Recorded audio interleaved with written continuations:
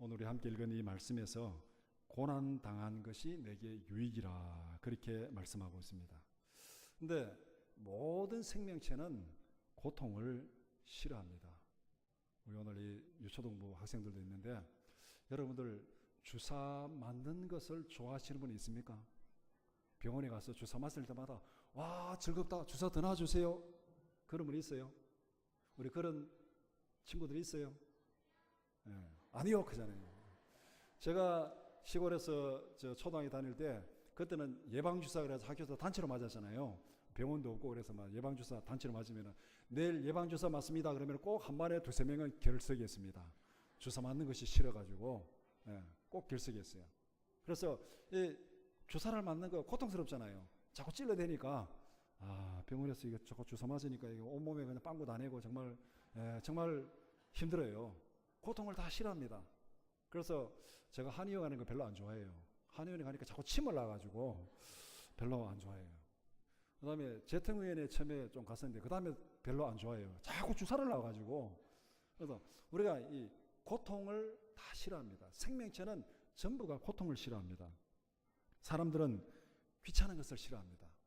여러분들이 하루 피곤해가지고 이제 잠이 싹 들었는데 옆에서 깨워가지고 물 주세요 그러면 여러분 어떻게 하겠어요? 여러분 피곤해서 잠들었는데 남편이 깨워서 물 그러면 어떻게 하겠어요? 네가 또 처먹어라. 네. 말하자면 그렇게 짜증을 내잖아요. 사람이 귀찮은데 깨우면은 짜증을 냅니다. 귀찮은 건 다 싫어합니다. 모든 사람은 고통을 싫어하고 귀찮은 것을 싫어하고 고난을 싫어하는데 왜 오늘 이 함께 읽은 이 말씀은 고난 당한 것이 내게 유익이라 그렇게 말씀했겠습니까? 고난 당하는 것이 어떤 면에서 유익인지 함께 살펴보고자 합니다. 뭐 여러 가지 쭉 나열할 수 있겠지만 한 세 가지 정도 함께 살펴보고자 합니다. 첫 번째, 고난이 주는 첫 번째 유익, 고난이 하나님의 말씀에 순종하게 만든다. 고난이 하나님의 말씀에 순종하게 만든다. 시편 119편 71절 고난이 주는 유익을 이렇게 말씀합니다. 고난으로 말미암아 내가 주의 율례들을 배우게 되었다. 고난으로 말미암아 내가 주의 율례들을 배우게 되었다. 여기서 배우게 되었다는 것은 하나님의 말씀을 읽고 듣고 깨닫고 실천하고 순종하는 삶이 몸에 배었다는 겁니다. 여기서 배웠다는 거예요. 내가 주의 말씀을 배웠습니다. 이 말은 그냥 듣고 이해했습니다. 무슨 말인지 알았습니다. 이걸로 끝나는 것이 아니고 그 말씀이 내 생활 속에 배인 습관으로 실천하는 삶으로 내가 그렇게 살게 되었습니다. 그 내용입니다. 그래서 오늘 이 본문 내용을 보면은 71절은 고난이 주는 긍정적인 의미를 말씀합니다. 하나님의 율례를 배우게 한다. 하나님의 말씀에 순종하는 삶을 살게 한다. 이게 고난이 주는 유익이에요. 그 다음 72절은 말씀의 가치를 설명합니다. 말씀이 얼마나 소중하고 얼마나 귀중한 것인지 이렇게 말합니다. 말씀은 천천금은보다 더 귀하다. 천천금은보다 더 좋다. 이 천천금은이 얼마예요? 우리가 어릴 때 그런 말 쓰잖아요. 와, 정말 크다. 얼마나 큰지 굉장히 크다. 얼마만큼 큰데 제일 큰 편이 뭡니까? 하늘 땅만큼. 하늘 땅만큼. 크다. 얼마만큼? 하늘 땅만큼. 이게 제일 큰 거예요. 제일 큰 표현입니다. 오늘 본문에서 천천금은이 바로 그런 표현입니다. 하나님의 말씀이 얼마나 귀중하고 소중한지 하늘 땅만큼 소중하고 귀중하다. 그렇게 말씀합니다. 그런데 하나님의 말씀이 이렇게 천천금은보다 귀중한 하나님의 말씀이 어떤 것인지 우리가 한번 가만히 읽어보면 하나님의 말씀 우리에게 무엇을 요구합니까? 하나님의 말씀은 우리에게 믿음을 요구합니다. 믿으라고 말합니다. 그 다음에 하나님의 말씀은 우리에게 순종을 요구합니다. 믿음을 요구하고 순종을 요구하는 것이 하나님의 말씀이에요. 그래서 우리가 하나님의 말씀을 듣는다 할 때, 하나님의 말씀을 듣는다 할 때 두 가지 의미가 있습니다. 물론 이 두 가지가 뭐 하나로 다 해도 되는데 두 가지 의미가 있는데 첫 번째는 하나님의 말씀을 진리로 받아들이고 믿는다. 그런 의미가 있습니다. 하나님의 말씀을 듣는다는 것은 내가 그냥 음성을 듣고 소리가 난다, 하나님 말씀이 들린다, 그걸로 끝나는 것이 아니고 그 말씀을 진리로 받아들이고 믿는다는 그런 의미가 있고, 그 다음에 하나님의 말씀을 듣는다는 두 번째 의미는 그 말씀에 순종하는 삶을 산다는 의미가 있습니다. 이게 하나님의 말씀을 듣는다고 말할 때 그 의미입니다.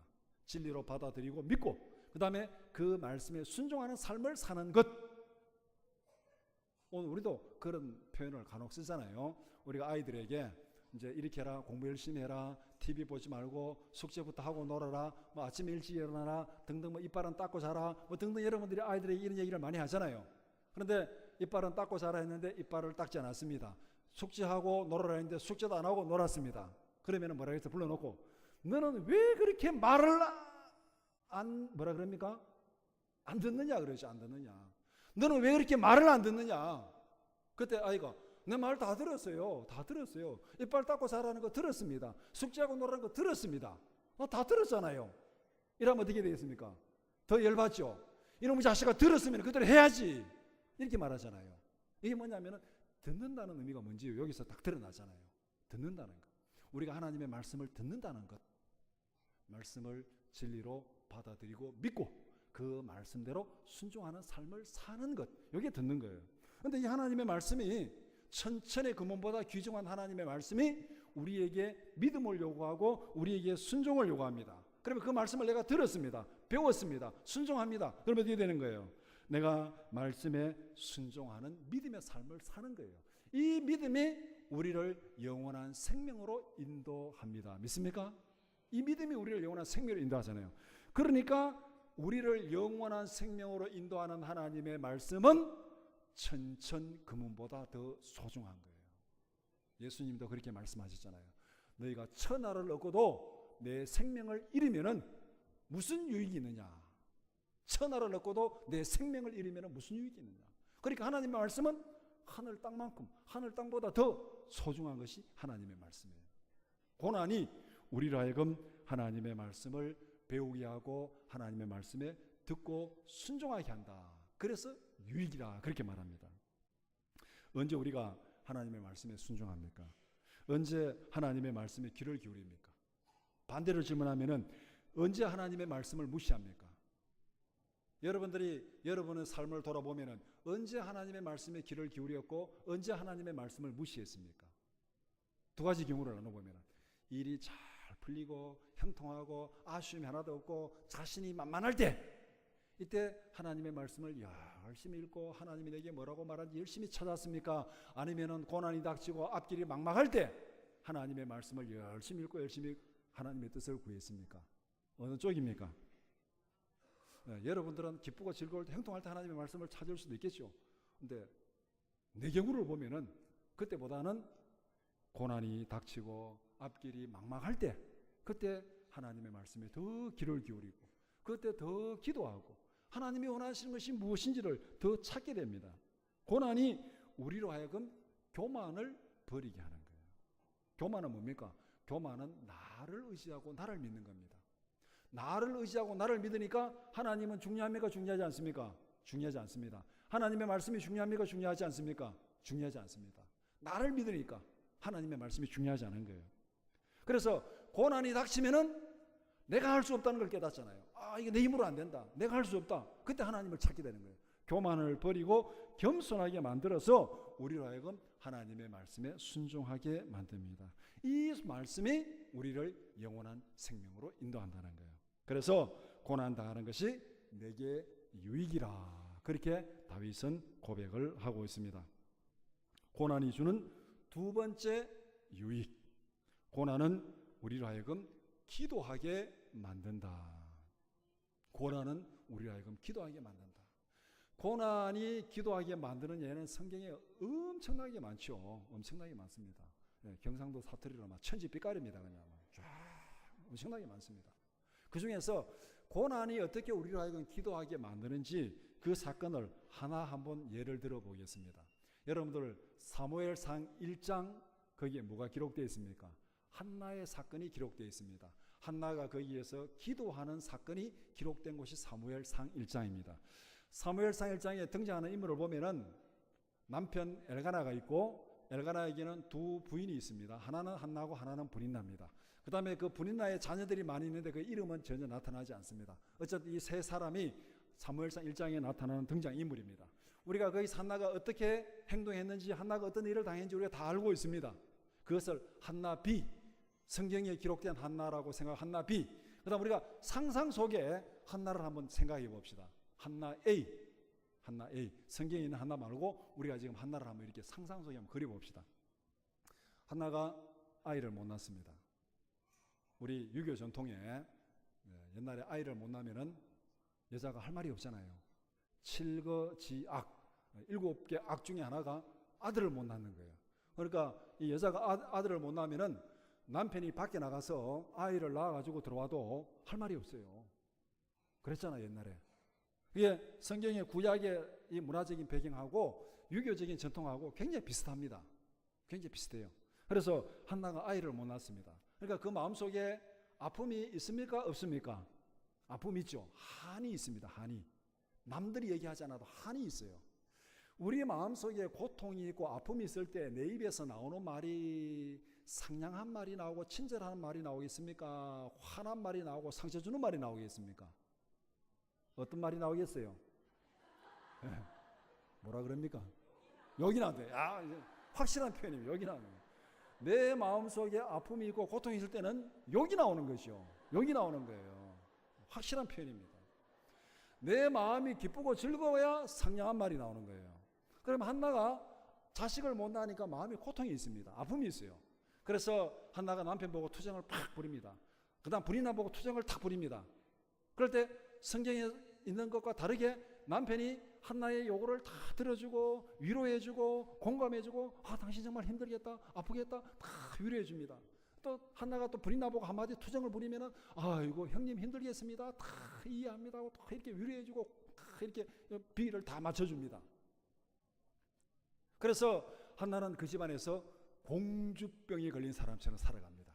한마디 딱 하면은 남편도 벌벌 기고 브린나도 벌벌 기고 브린나의 자녀들도 벌벌 기고 한나 한마디면은 모든 사람들이 다 비위를 맞춰주고 들어주는 그런 모습으로 한나가 살아갑니다. 그러면은 마음속에 고통은 있지만은 인간관계에서 별 어려움은 없죠. 별 아쉬움은 없습니다. 그렇게 공주병에 걸려서 일평생을 살다가 이 세상을 떠났습니다. 그런 한나의 모습. 그 다음에 한나 B, 성경에 있는 한나의 모습. 이거와 정반대입니다. 한나의 마음속에 고통이 있습니다. 아픔이 있습니다. 이 고통과 아픔을 드러냅니까? 안 드러내요. 자기 스스로 이 고통과 아픔을 사귀면서 참으면서 살아가려고 노력합니다. 남에게 드러내지 않고 참으면서 살려고 하는데 그게 어떻게 합니까? 옆에서 그 마음속에 있는 고통을 흡입하는 사람이 있습니다. 누가 흡입합니까? 브린나가 흡입합니다. 한나는 자기 마음에 있는 고통을 드러내고 싶지 않은데 브린나가 옆에서 계속 고통을 흡입합니다. 안에 있는 거 흡입하니까 너무나도 아프고 고통스럽잖아요. 우리 마음에 고통이 있을 때 내 스스로도 참기가 힘들어요. 참고 그렇게 막 건드리지 않더라도 때로는 막 폭발하는데 이 아픔인데 옆에서 계속 건드리고 계속 흡입하면은 사람이 견딜 수가 없잖아요. 그래서 한나가 너무너무 괴로워가지고 남편에게 막 투정을 부리는 거예요. 남편의 투정을 부리니까 그 남편이 어떻게 할 수가 없잖아요.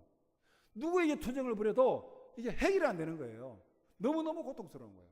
그래서 한나가 마지막에 한 일이 뭐냐면은 하나님 앞에 통곡하며 울부짖으며 서원하며 하나님 앞에 기도합니다. 얼마나 힘들었으면, 얼마나 고통스러웠으면 하나님 앞에 서원하고 통곡하고 부르짖으면서 그렇게 기도하는 거예요. 그렇게 기도하니까 하나님께서 한나의 기도를 들으시고 해결해 주셨습니까? 해결하지 않았습니까?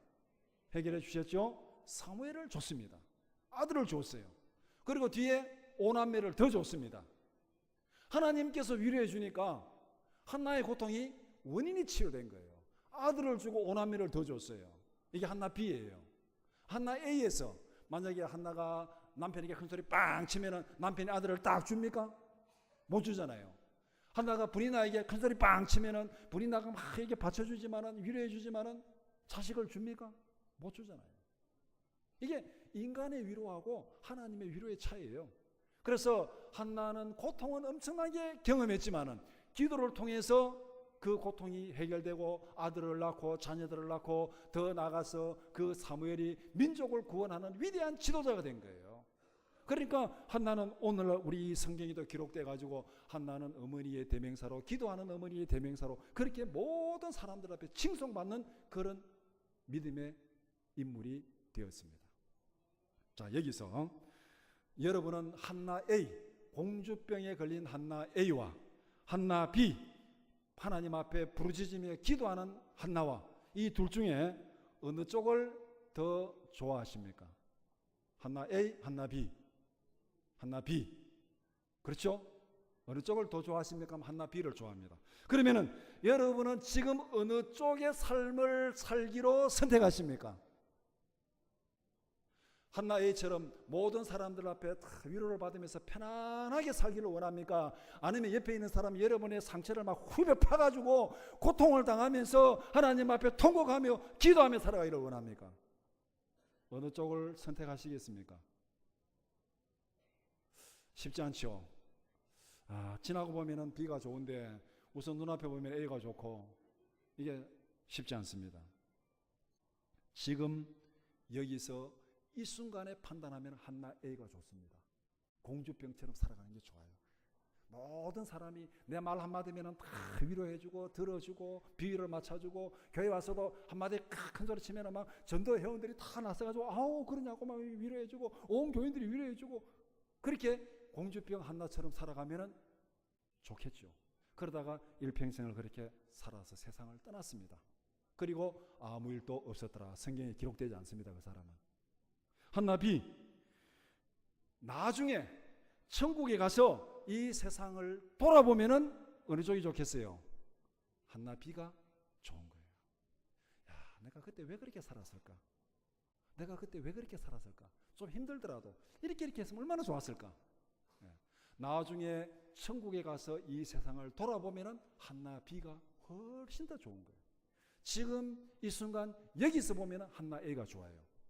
그러나 나중에 천국에 가서 이 세상을 돌아보면은 한나 B가 좋습니다. 고난은 있었지만, 통곡하고 기도하는 시간은 있었지만, 그래도 그 일을 통해서 하나님 앞에 위대한 일꾼으로 사용되었고, 하나님 앞에 위대한 믿음의 인물로 성경에 기록되어 있잖아요. 하나님의 관점에서 이 세상을 바라보기를 축복합니다.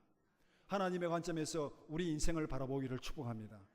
하나님의 관점에서 지금 내가 당하는 이 일을 바라보기를 축복합니다. 지금 이 순간 여기서 바라보지 말고 하나님의 관점에서 나중에 천국에 가서 내 삶을 돌아볼 때 어느 것이 더 유익하고 어느 것이 더 멋있는 인생이었는가, 이것이 하나님의 관점에서 우리의 삶을 바라보는 거예요.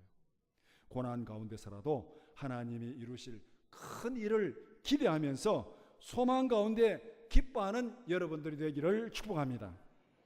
이것이 고난이 주는 두 번째 유익이에요. 고난은 우리에게 기도하게 만듭니다. 고난이 주는 세 번째 유익, 고통이나 불편함이 새로운 방법을 찾게 만듭니다. 우리가 요사이 많이 쓰는 용어가 뭐냐, 혁신이라는 말을 많이 씁니다. 혁신. 기업을 하거나 회사나 국가나 다 혁신, 혁신 경제, 뭐 창조 경제 하다가 또 그다음에 혁신 경제, 뭐 기업의 혁신, 또 올해는 스티브 잡스가 스마트폰 만든 지 10년째라고 뭐 혁신 10년째 뭐 이렇게 가지고 이렇게 뭐 이 신문 기사를 쓰는 사람들 글도 봤습니다. 혁신이나 발명이 어디에서 시작됩니까? 편안한 데서, 아쉬움이 없는 데서 혁신이나 발명이 일어납니까? 아니면은 뭔가 불편하고 고통스러운 데서 혁신이나 발명이 일어납니까? 어느 쪽이에요? 뭔가 불편하고 고통스러울 때 혁신이 일어나잖아요. 사람들이 머리를 짜내고 여기서 극복할 수 있는 방법을 짜내고 그렇게 해가지고 뭔가 혁신이 일어나는 거예요. 기업도 마찬가지입니다. 뭔가 일이 잘 된다고 탄탄할 때 아무 생각이 없다는 나중에 기업이 망해버리는 거예요. 여러분들 잘 아시는 대로 예전에 한 10년, 20년 전에 여러분들 어디 소풍 가거나 아니면은 어디 저 야외 가면은 꼭 카메라 들고 해야 되는 게 뭡니까? 가지고 필름 샀잖아요. 코닥 필름, 뭐 그런 거 필름 샀잖아요. 그 필름 회사가 엄청난 세계적인 회사였는데 지금은 사라졌잖아요. 후지 필름, 코닥 필름 옷에 구할 수 있습니까? 흔적도 없어요. 디지털 카메라가 나왔으니까 필름이 필요가 없잖아요. 그러니까 그때 빵빵하게 나가다 이게 혁신이 이루어지자면 회사도 망하는 거예요. 회사가 위기에 닥쳤을 때, 어려움에 닥쳤을 때 그때 막 고민하고 새로운 방법을 짜내면은 회사가 이제 혁신이 일어나고 기업이 막 이렇게 부유해지는 그런 일이 벌어지는 거죠. 막 그런 기업은 막 접어두고 우리가 생각할 때 치료약, 우리 병에 걸렸을 때 치료하는 약이 왜 요새 약이 참 좋죠? 그렇습니까? 안 그렇습니까? 약이 참 좋아요. 약으로 못 고치는 병도 꽤 있지만 약이 참 좋다는 생각을 많이 합니다. 근데 이 치료약이 왜 이렇게 좋게 개발됐겠습니까? 고통이 많으니까 치료약이 개발되는 거예요. 제가 수술을 몇 번 했잖아요. 얼마 전에도 수술했고. 예전에 제가 어릴 때 시골에서 수술할 때 그 사람들의 모습을 어렴풋이 기억합니다. 그때는 시골에 병원도 없고 그냥 뭐 의원 해가지고 막 그냥 가정집 비슷한데 해가지고 막 맹장 이렇게 하면 가서 수술하는데 그때 병원에 수술하는 어렴풋이 기억된 기억은 수술할 때 침대에 사람을 눕혀놓고 손발을 다 묶어놓고 수술을 했어요. 그런 거 혹시 기억하십니까? 왜 손발을 묶어놓고 수술했습니까? 마취제가 제대로 안 되니까 찢으면은 막 아프다고 막 몸부림치니까 찢으니까. 근데 요사이는 수술하면은 손발을 묶어놓고 합니까? 그냥 합니까? 묶어놓고 하는지 그냥 하는지 저는 몰라요. 하여간 수술실에 들어가서 한잠 자고 나오니까 다 끝났어요. 그 다음에 수술하고 마취가 풀리면은 굉장히 아프잖아요. 예전에는 병원에 가면은 막 아프다 소리가 막 나왔어요. 막 아야 하고 막 아프다고 막 소리 지는데 요새 병원에 가면은 수술한 사람들이 아프다 소리 합니까? 안 합니까? 합니까? 안 합니까? 모르는 게 좋습니다. 수술 안 해봐서 모르는 게 좋습니다. 근데 아프다 소리를 안 해요. 왜냐하면은 무통주사 떡 달아가지고 있으면은 아프다 소리를 안 해요. 약이 참 좋아졌잖아요. 왜 이런 약들이 개발됐습니까? 사람들이 아픈 걸 싫어하니까, 고통스러운 걸 싫어하니까 어떻게 하면 아프지 않고 어떻게 하면 아프지 않고 이렇게 치료할 수 있을까? 그것을 고민하다 보니까 이런 약들이 개발된 거예요. 이게 뭐냐면은 고난이 우리로 하여금 새로운 방법을 찾는 거예요. 고통과 불편함이 새로운 방법을 찾는 거예요. 뭔가 불편함을 느껴야 더 좋은 것을 만들게 됩니다. 누구든지 너무 편안하면은 도전 정신이 사라지고 발전이 없습니다. 그래서 우리 옛날 어른들이 뭐라고 말합니까? 젊어서 고생은 피한다, 한다, 하되 어떻게? 사서라도 한다. 젊어서 고생은 사서도 한다 그랬습니다. 그만큼 이 젊어서 고생하고 고난당하고 불편을 경험하는 게 인생의 가장 유익이라는 거예요.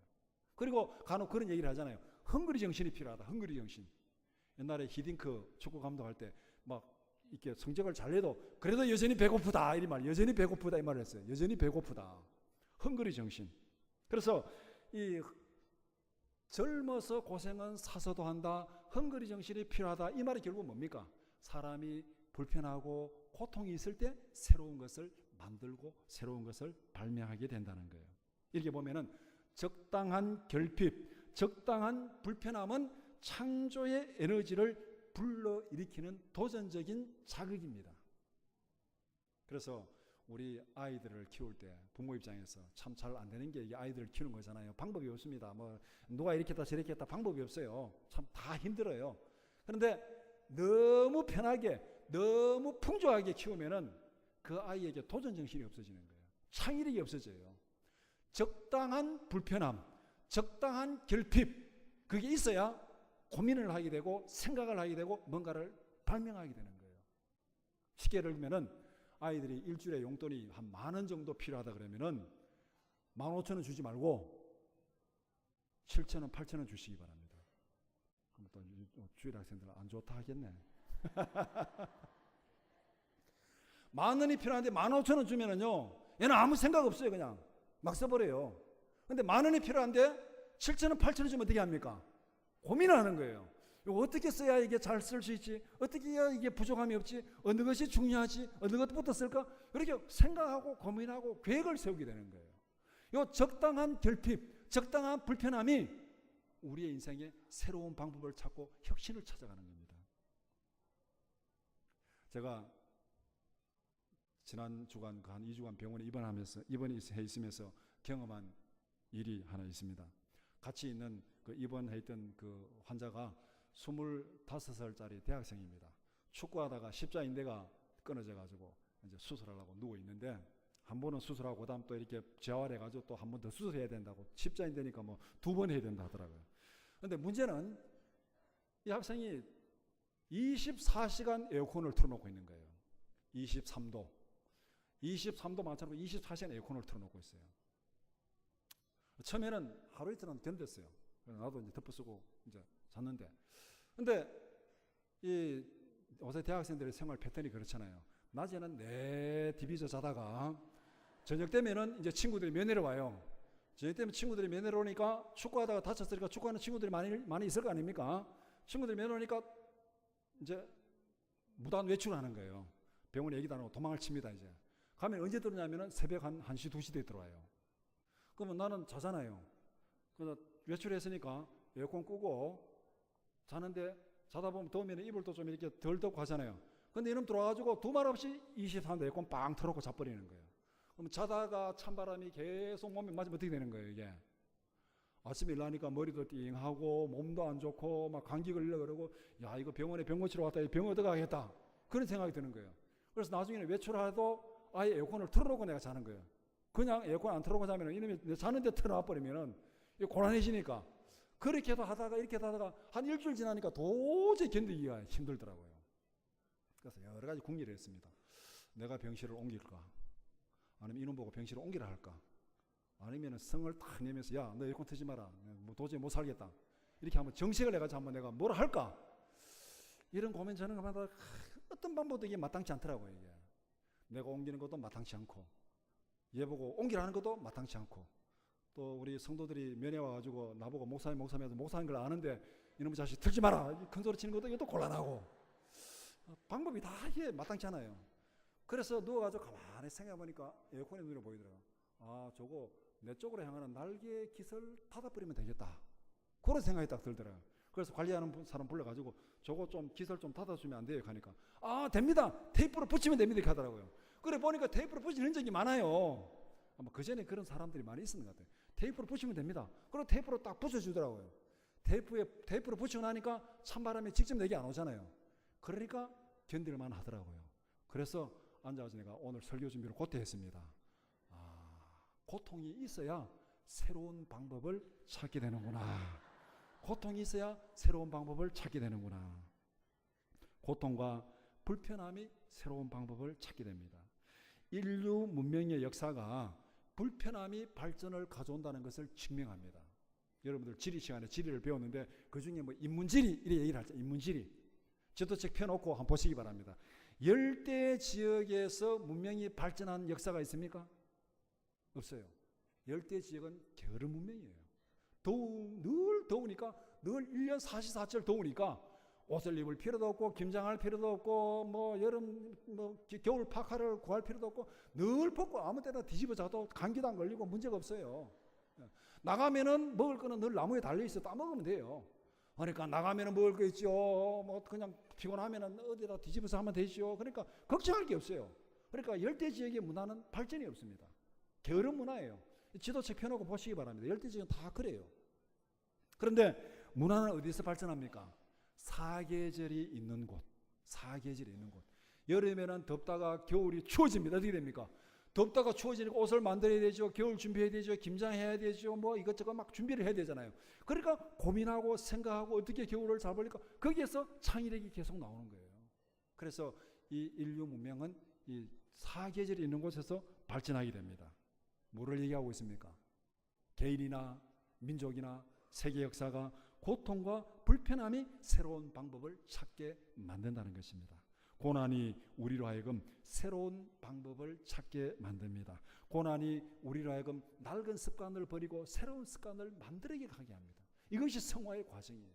이런 면에서 고난당하는 것이 내게 유익이라. 고통이 새로운 방법을 찾게 한다. 고난이 주는 세 번째 유익입니다.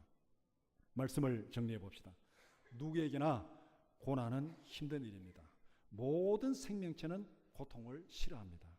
그러나 고난은 우리에게 긍정적인 유익을 주기도 합니다. 첫 번째는 고난이 하나님의 말씀에 순종하게 만듭니다. 두 번째는 고난이 기도하게 만듭니다. 세 번째는 고통이 새로운 방법을 찾게 합니다. 고난은 힘든 것이지만은 피할 수는 없습니다. 우리가 일생을 살아가면서 고난 안 당하는 경우 있습니까? 다 고난 당해요. 일평생 편안하게 살아도 마지막 죽음의 고통을 통과해야 돼요. 우리는 고난을 피할 수 없습니다. 고난은 피하는 것이 아니라 견디는 것입니다. 견디면은 고난은 지나갑니다. 이런 면에서 고난을 이기기 위해서는 인내가 필요합니다. 성령의 9가지 열매 여러분들 잘 아시죠?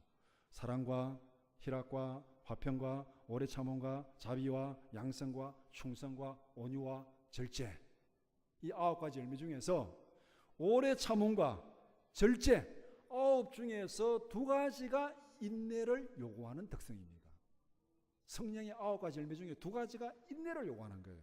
이 말은 다른 말로 말하면 이 땅에 고난이 많다는 얘기예요, 없다는 얘기예요? 고난이 많다는 얘기예요.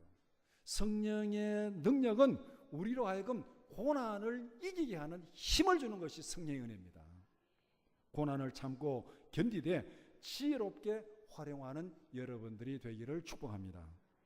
이스라엘 백성들이 광야 40년의 고난을 당했습니다. 거기에는 예외가 없어요. 다 광야 사람들은 똑같이 목마르고 똑같이 덥고 똑같이 힘들고 똑같이 배고팠습니다. 거기에 누구는 생수통 차고 다니면서 물 마시고 그러지 않았어요. 다 똑같은 조건에서 고난을 당했습니다. 그런데 그 고난을 통과하는 방법은 2종류였습니다. 한 종류는 덥고 배고프고 목마르고 힘드니까 원망하고 불평하고 난 하나님 탓하고 모세 탓하고 그렇게 하다가 광야에서 죽어버렸습니다. 똑같은 고난이 닥쳤는데 한 종류는 고난당할 때 원망하고 불평하고 남 탓하고 그러다가 자기도 죽어버렸습니다. 한 종류는 그 고난 가운데서도 하나님의 약속을 믿었습니다. 하나님 우리를 살리실 거다. 하나님이 죽이지 않을 것이다. 하나님이 가나안 땅 약속의 땅으로 인도하실 것이다. 하나님을 믿고 순종함으로 고난을 견딘 사람이 있습니다. 그 사람이 여호수아와 갈렙입니다. 그들은 하나님이 약속하신 가나안 땅에 들어갔습니다. 똑같은 고난의 환경이었지만은 한 종류의 사람은 원망하고 불평하고 남 탓하다가 광야에서 죽었고 한 종류의 사람은 하나님의 약속을 믿고 순종하면서 견뎌서 약속의 땅에 들어갔습니다. 같은 고난인데 어떤 자세로 고난을 견디냐에 따라서 생명과 죽음이 결정되는 거예요. 고난은 에너지를 발산하는 불꽃입니다. 고난은 활용하기에 따라서 생명을 죽이는 죽음의 불꽃이 될 수도 있고 생명을 살리는 창조적 에너지가 될 수도 있습니다. 하나님께서 고난을 통해서 우리에게 에너지를 줄 때 이 에너지를 원망하고 불평하는 일에 낭비하지 말고 생명을 살리는 하나님의 뜻을 이루어가는 일에 적극적으로 활용하는 여러분들이 되기를 축복합니다. 기도드리겠습니다.